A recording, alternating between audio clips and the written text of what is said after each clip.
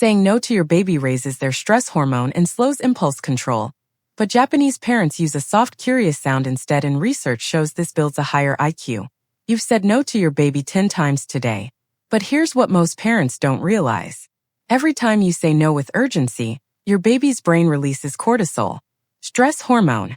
And when that happens too often, the prefrontal cortex, the part of the brain for impulse control, struggles to develop. That's from Dr. Adele Diamond at the University of British Columbia. Your baby isn't ignoring you. Their brain literally cannot process your no the way you expect. A mother in Japan hasn't said no to her baby in 3 weeks. Her 14-month-old already shows higher problem-solving IQ. Here's what she does instead. She uses the word dame, but not sharp, not loud, low, soft, curious. This activates your baby's mirror neurons. They fire pause and attention instead of stress. This works because of what developmental psychologist Stein Bratton calls primary intersubjectivity, the innate capacity of infants to participate in and mirror the emotional state of their caregiver from birth. Your baby isn't learning rules. They're learning you. But tone is just the first layer.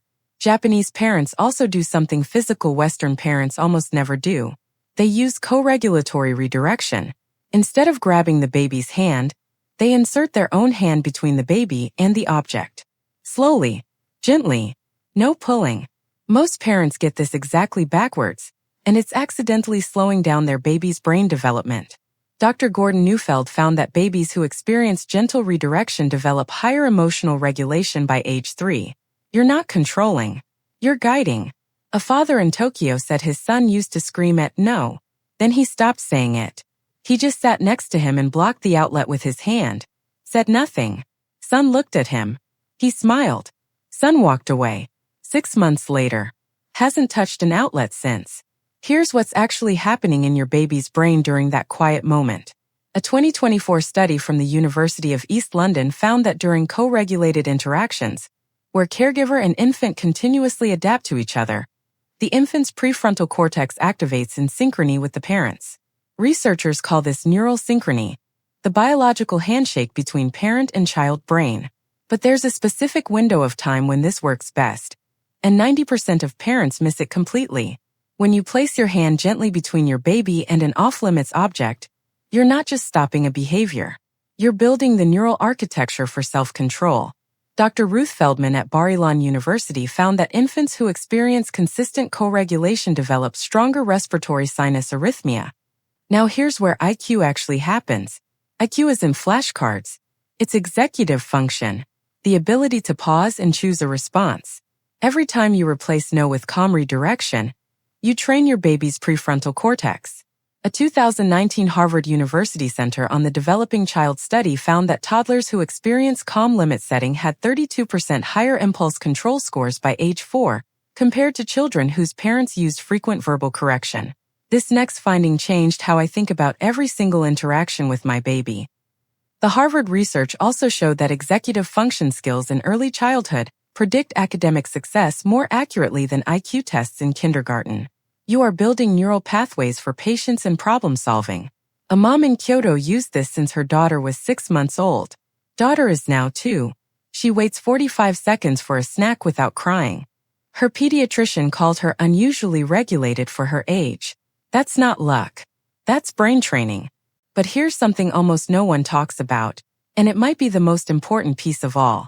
A 2023 study from the Japan Environment and Children's Study, using Japan's largest birth cohort data, found that paternal involvement in infant care during the first year significantly benefits developmental milestone outcomes at age 3. That's right. Japanese dads aren't just helping with diapers. They're actively participating in co-regulation. I visited a family in Yokohama where both parents used the dame method.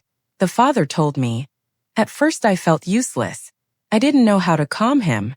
Then I stopped trying to fix things and just sat with him. Now he comes to me when he's upset. Not just mom. His son is 18 months old. He already shows advanced joint attention, the ability to look where dad points and follow his gaze. That's a foundational skill for language and social intelligence." Here's what most parenting advice gets wrong. They tell you to be consistent, to set boundaries, to stay calm, but they don't tell you when your baby's brain is most receptive to this method.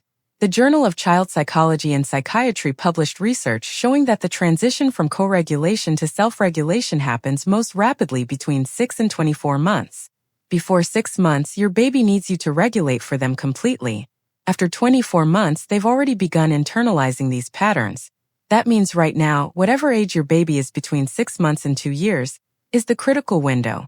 Every calm redirection you offer today is literally wiring their brain for tomorrow. Most parents do the opposite of what Japanese parents do.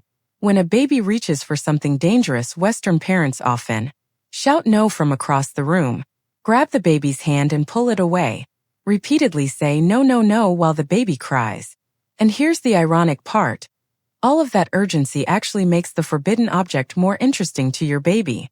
Psychologists call this the forbidden object phenomenon.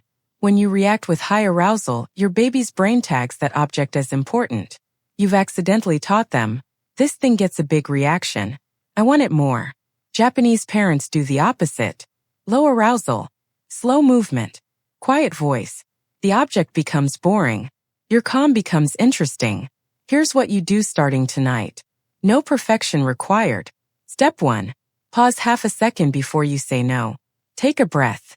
Your baby mirrors your calm. Step 2. Replace no with a soft aha or gentle hand between baby and object. Step 3. Redirect immediately. Point to something else. Smile. Step 4.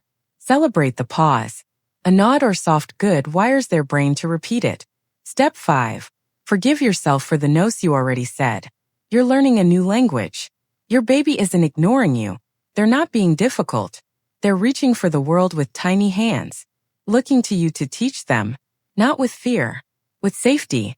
That Japanese mother I watched in Osaka didn't have a secret formula. She understood one thing. Your baby doesn't need more no. They need a gentle guide. And that guide is you. Tomorrow morning, try a softer pause instead of a louder no. And watch what happens.